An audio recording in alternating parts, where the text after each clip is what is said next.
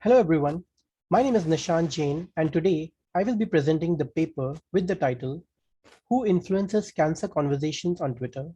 A Comparative Surveillance of Cancer Communications. And my co-authors are listed on this slide. Access to chronic disease education may be limited because of several barriers. As we have seen in the COVID-19 pandemic, healthcare staff are always overburdened. On the other side, there are new ways of sharing information on social media. Patients are using social media channels for learning more about chronic diseases, sharing and consuming information. Mobile phones have made it even easier to access social media platforms, and these platforms can facilitate discussions for chronic diseases among patients. There are various uses for social media among patients online. For example, patient education and support, and they can learn about prevention. There are cancer-based social media groups on Facebook, as well as for diabetes self-management education and support. In a study conducted within our group, it was reported that there was underutilization of social aspects and social media components in diabetes self-management apps. Among commercial apps identified, only 5 had any social component. In addition to patients, now healthcare professionals, researchers, and medical experts are using social media platforms for sharing and retrieving medical information. Social media platforms like Twitter can be leveraged for cancer awareness and prevention, cancer patient education and support, as indicated by some past studies. But there is scarce literature on the role of social media in the surveillance of chronic diseases. A systematic review suggested that only 11% of the studies on this topic focus on chronic diseases. Now we have a growing number of tools available for analyzing this ever-evolving big data from social media channels. To study Twitter-based health conversations, previous studies have used various analysis such as cross-sectional reviews, sentiment analysis, and qualitative content analysis. However, thus far, to the best of our knowledge, there have been very few studies capturing the visual maps of Twitter conversations for various types of cancers and comparing the sharing behaviors of users discussing cancer on this emerging platform with so much user-generated content. With this background in mind, we began our studies with these aims and objectives in our mind. Visualization of shapes of cancer information, sharing networks and subnetworks on Twitter. Compare between various cancer networks using hashtags of the top 5 cancers. Derive more meaningful information by analyzing shapes of the networks, top hashtags and top influencers within this network.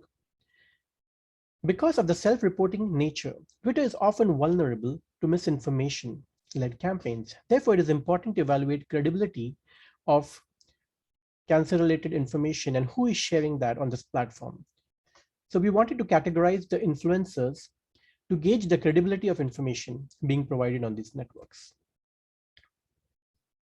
For example, if more credible sources such as experts, professionals, professional scientific organizations, and patient-focused communities or entities are found influencing those networks, that may be one way to gauge some credibility of what is being said in these social networks. We used Twitter data was collected and analyzed using NodeXL, a social network analysis tool that was developed by the Social Media Research Foundation, Mark Smith. Search terms that we used were hashtag breast cancer, hashtag skin cancer, hashtag prostate cancer, hashtag colorectal cancer, and hashtag lung cancer. Quantitative and network analysis was done using NodeXL, and then we retrieved top hashtags and top 10 influencers for each search term and its overall network. Our dataset comprised of 7,336 Twitter users with around 14,000 unique tweets and around 20,000 total tweets. Number of tweets range from 500 to 8,000, and the number of users range from 300 to 3,000 users for each of the cancer networks. This figure provides further details about the dataset. We examined the dataset for number of tweets and users. And when you look at the average tweets per user, comparing the total tweets and unique tweets, you see the engagement level for each cancer. When compared to the average number of tweets for cancers, the engagement was lowest for skin cancer and the highest for lung cancer. The difference between the total tweets and the unique tweets is kind of representative of the amount of engagement, because these are retweets and replies. We use the volume of tweets and users retrieved during a specified period using a certain search term to measure the popularity of the search term within that period. Based on unique edges, which represent unique tweets only, as you can see, the greatest number of users, the biggest network was for breast cancer, and the smallest network was for skin cancer with only 300 users within this time period. The network shape for breast cancer conversation displayed tight crowds discussing the topic of breast reconstruction. Similarly, for prostate cancer, we see a tight crowd or community clusters discussing ending prostate cancer among online communities.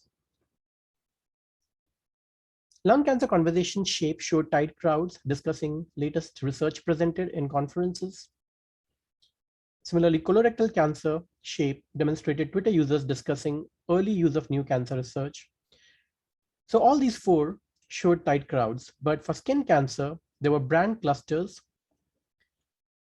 where users are like disconnected participants who are talking not to each other, but about a topic. And they were talking about health, loss of health, risks, and symptoms associated with skin cancer. The results for the top hashtags in each network revealed an interesting pattern. 4 of the 5 cancer communities seem to rely on an abbreviation derived by joining the name of the cancer with social media. For instance, breast cancer, social media, prostate cancer, social media, and so on.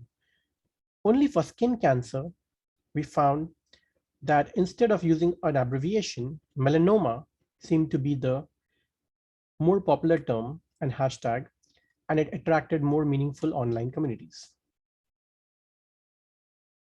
Here we see some more visuals of the cancer networks. We use the resolution just enough to demonstrate the shapes of the networks, while at the same time not to reveal too much about the users. The network shape for breast cancer conversation displayed tight crowds discussing topic of breast reconstruction. Lung cancer shape showed tight crowds discussing latest research presented about lung cancer at the American Association of Cancer Research AACR 21 conference, and you can see there is a lot of cross communication between those subgroups. The network shape for prostate cancer conversations involved tight crowds as well, discussing online communities around ending prostate cancer. And again, you can see a lot of interaction between those groups. Colorectal cancer conversation shapes demonstrated Twitter users discussing the early use of new cancer research in a shape of tight crowds, and included major organizations such as Journal of Medical Association, CDC Cancer, and American Association of Cancer Research as influencers. Skin cancer conversations and the network was shaped as branded clusters or disconnected participants, and revealed users discussing loss of health, risks, and symptoms associated with skin cancer. Additionally, we observed that Twitter handle CDC Cancer was among the top influencers for colorectal cancer networks.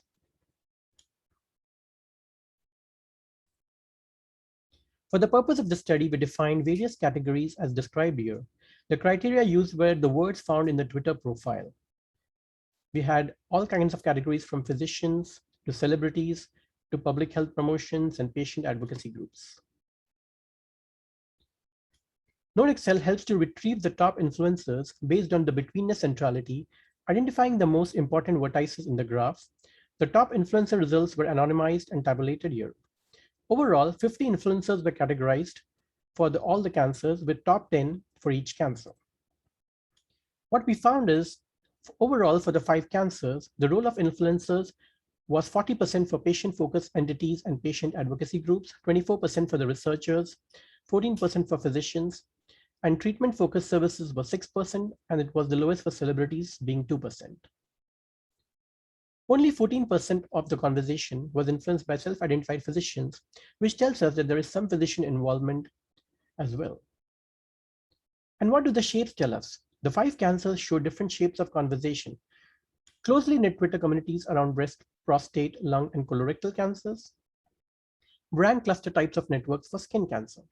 Past studies have shown in our group that large hub and spoke shapes of networks on health topics such as diabetes can actually be tied to negative influencers who are polarizing political figures on Twitter, which can sometimes overshadow the more useful conversations. The 5 cancers showed different shapes of conversations here than in our past studies. In this study, we found that the conversations were potentially of much useful nature for each of these cancers. One can have different results based on what search term is being used. But in network analysis, closely knit communities reflect meaningful conversations around topics of interest, while brand clusters reflect disconnected participants.